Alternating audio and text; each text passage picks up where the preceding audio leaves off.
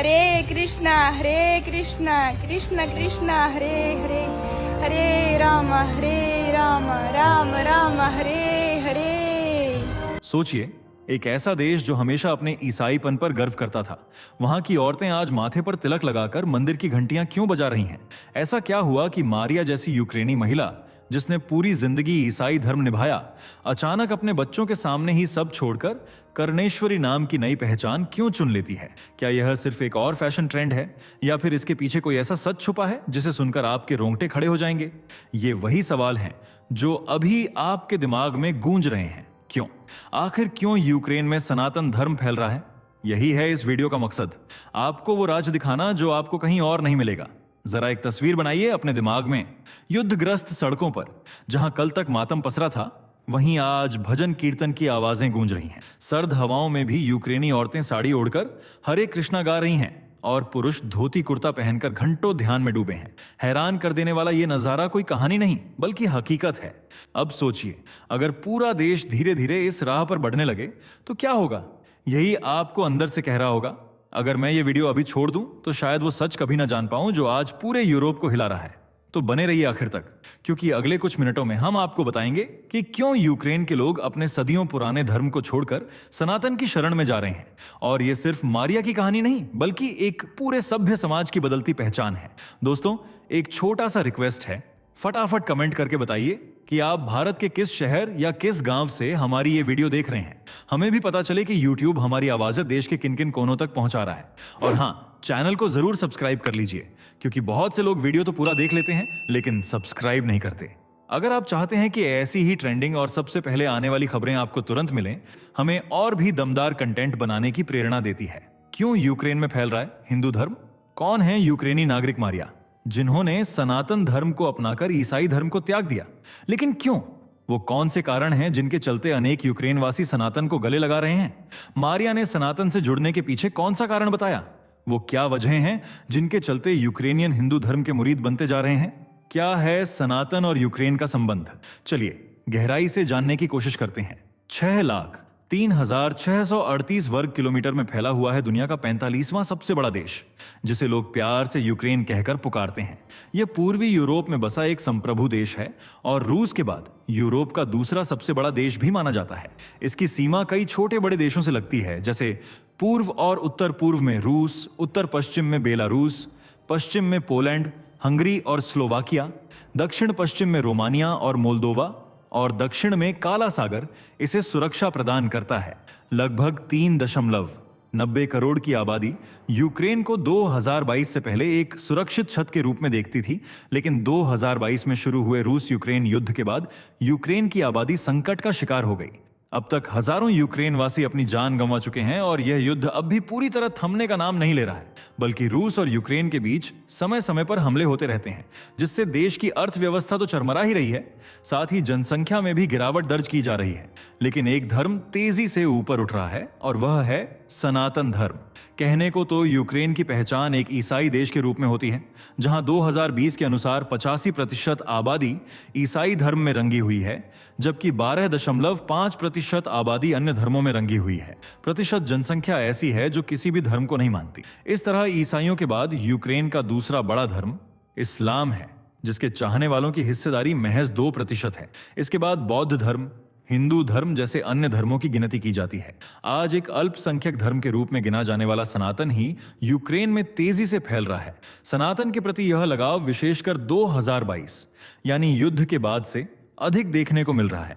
इसका जीता जागता उदाहरण है मारिया, जो यूक्रेन की निवासी हैं, लेकिन अब उन्होंने ईसाई धर्म छोड़कर हिंदू धर्म अपना लिया है। दरअसल कुछ समय पहले मारिया भारत आई थीं ताकि डॉक्टरेट की डिग्री के लिए रिसर्च कर सकें।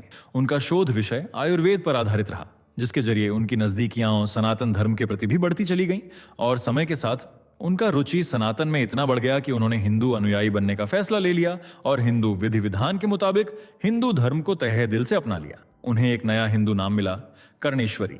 इस नई पहचान और नए धर्म को मारिया ने पूरी दुनिया के सामने खुलकर स्वीकार किया। रिसर्च पूरी करने के बाद वह अपने देश यूक्रेन लौट गईं, जहां उनके बच्चे उनका इंतजार कर रहे थे। जी हां, मारिया की एक बेटी और एक बेटा भी हैं। मारिया से जब हिंदू धर्म अपनाने की वजह पूछी गई तो उन्होंने बताया कि सनातन ही वह धर्म है जिसमें शांति और एक अलग एहसास बसता है।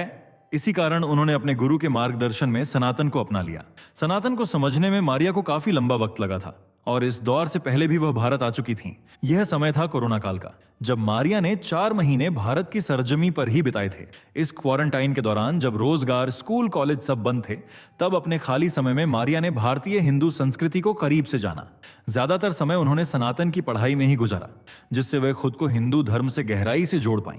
और 2022 के दौरान जब यूक्रेन युद्ध की आग में धधक रहा था, लोगों की चीख पुकार से माहौल में गम फैला हुआ था, तब भी मारिया को हिम्मत और शांति प्रदान करने वाला धर्म केवल सनातन ही था। यह बात स्वयं मारिया ने स्वीकार भी की है।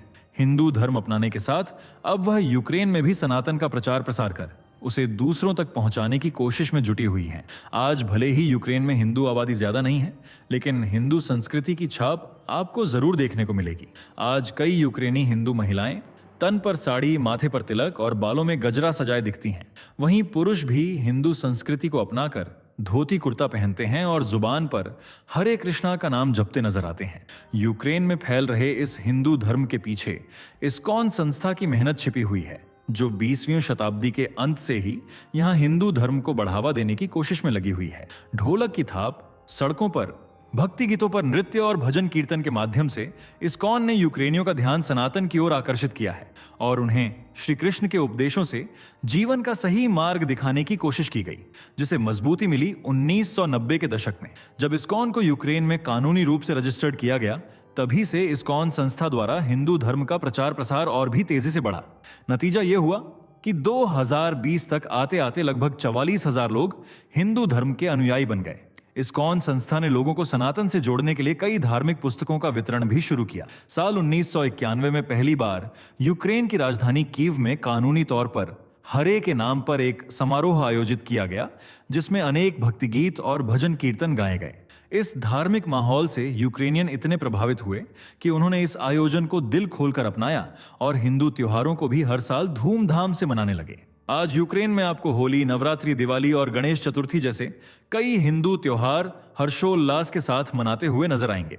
इनमें सिर्फ हिंदू समुदाय के लोग ही शामिल नहीं होते, बल्कि कुछ गैर हिंदू भी इन पर्वों में हिस्सा लेने से खुद को रोक नहीं पाते। इन पर्वों पर अगर यूक्रेन के किसी हिस्से में सबसे ज्यादा रौनक लगती है तो वह है हिंदू मंदिर। जी हां, ईसाई बाहुल्य देश यूक्रेन में भी लगभग 15 कृष्ण मंदिर हैं और करीब 60 इस्कॉन सेंटर्स बने हुए हैं, जहां बड़ी संख्या में लोग हिंदू धर्म से जुड़े हुए हैं। वे पूरे भक्ति भाव से कृष्ण की सेवा चाकरी में लगे रहते हैं। उन्हें प्रसन्न करने के लिए न केवल भजन कीर्तन करते हैं, बल्कि सुबह शाम उनके नाम का जाप भी करते रहते हैं। कृष्ण के प्रति यही समर्पण आज यूक्रेन के गैर हिंदुओं को भी अपनी ओर आकर्षित कर रहा है। 2022 के दौरान जब देश में युद्ध की हालत थी, कई लोग अपनी जान गंवा रहे थे। किसी का बेटा उससे दूर हो गया था तो किसी की मां। ऐसे मुश्किल समय में भी सनातन ने ही लोगों को दर्द से उबरने में मदद की। कृष्ण की भक्ति में डूबने पर उन्हें एक अलग ही शांति और सुकून का एहसास हुआ।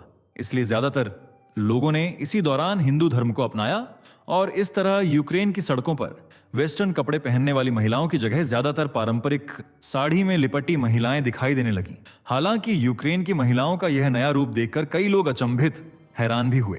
कुछ लोगों को लगा कि यह सिर्फ कुछ दिनों का शौक या ट्रेंड है, लेकिन यूक्रेनी महिलाओं ने यह साबित कर दिया कि यह केवल उनका शौक या पहनावा नहीं, बल्कि सनातन संस्कृति का एक अहम हिस्सा है, जिसे वे पूरी तरह से अपना चुकी हैं। मंदिरों में जाकर कृष्ण की भक्ति करनी हो या फिर किसी धार्मिक आयोजन में शामिल होना, हर जगह यूक्रेनी महिलाएं साड़ी में ही दिखाई दी। साड़ी के प्रति यह प्रेम इस बात को दर्शाता है कि आज भारतीय परंपरा और फैशन किस तरह वैश्विक स्तर पर लोगों का दिल जीत रहा है। पहनावे के अलावा योग और ध्यान ने भी यूक्रेनियनों को सनातन से जोड़ने का काम किया है। योग आज न केवल मानसिक और शारीरिक स्वास्थ्य के लिए फायदेमंद माना जाता है, बल्कि यह भारत की प्राचीनतम संस्कृति को सहेजने का एक अद्भुत तरीका भी है। जी हाँ, योग की शुरुआत कई हजार साल पहले हुई थी और इसका उल्लेख ऋग्वेद जैसे ग्रंथों में भी देखने को मिलता है। सनातन के सच्चे भक्त महर्षि पतंजलि को योग का जनक भी कहा जाता है। यानी आप कह सकते हैं कि योग को अपनाना सनातन के और करीब जाना है। और आज यूक्रेन के लोग तेजी से योग को अपनाते जा रहे हैं। यूक्रेनी महिलाएं आज सनातन के साथ साथ भारतीय लड़कों की ओर भी तेजी से आकर्षित हो रही हैं। इसका कारण यह है कि भारतीय लड़कों की पहचान एक सभ्य, भरोसेमंद और परिवार के प्रति समर्पित व्यक्ति के रूप में होती है, जो पूरे परिवार को प्रेम के सूत्र में बांधने की ताकत रखते हैं। यही मिलनसार और विश्वासपूर्ण व्यवहार आज यूक्रेन की लड़कियों को बहुत भा रहा है, इसलिए वे भारतीय लड़कों से शादी करने की तमन्ना भी अपने दिल में संजोए बैठी हैं। यूक्रेन जैसे ईसाई प्रधान देश में रिश्ते काफी अस्थिर देखे जाते हैं। लोग कब अपने पार्टनर का साथ छोड़ दें, कहा नहीं जा सकता, जबकि सनातन धर्म में 7 जन्मों का साथ निभाने की परंपरा है। मजबूत रिश्तों के अलावा यूक्रेन के लोग धार्मिक कर्मकांडों के प्रति भी गहरी रुचि दिखा रहे हैं। कुछ समय पहले कई यूक्रेनी भारत आए थे और सनातन धर्म से प्रभावित होकर उन्होंने अपने पितरों की आत्मा की शांति के लिए पिंडदान किया। दरअसल सनातन धर्म में यह मान्यता है कि पूर्वजों के मोक्ष के लिए पिंडदान या तर्पण करना अत्यंत आवश्यक होता है। इसी बात को ध्यान में रखते हुए युद्धग्रस्त क्षेत्रों से आए कुछ लोगों ने युद्ध में मारे गए लोगों के लिए भी पिंडदान किया, ताकि उनकी आत्मा को शांति मिले। यह और कुछ नहीं बल्कि सनातन का बढ़ता प्रभाव ही है कि यूक्रेनी न केवल हिंदू धर्म को अपना रहे हैं, बल्कि उसकी रीति रिवाजों को भी पूरी श्रद्धा और शिद्दत से निभा रहे हैं। वैसे आप किस धर्म से ताल्लुक रखते हैं और हमारी यह वीडियो कहां से देख रहे हैं, कमेंट में जरूर बताइएगा। अगर वीडियो पसंद आई हो तो इसे लाइक और शेयर करें तथा चैनल को सब्सक्राइब करना ना भूलें। धन्यवाद। दोस्तों, आपको स्क्रीन पर 2 और वीडियोस दिखाई दे रही हैं, जिसे देखने के लिए स्क्रीन पर क्लिक करें।